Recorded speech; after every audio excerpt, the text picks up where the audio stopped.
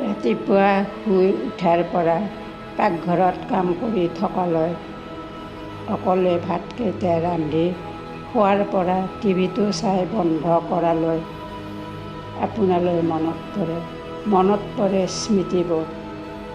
মোক এৰি থৈ যোৱা বহু বছৰ পাৰ হ'ল।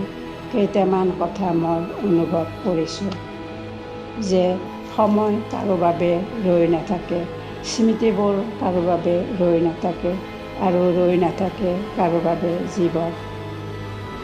এইবোৰ প্ৰেৰণা লৈ মই আগুৱাই আহিছোঁ। Life must go on.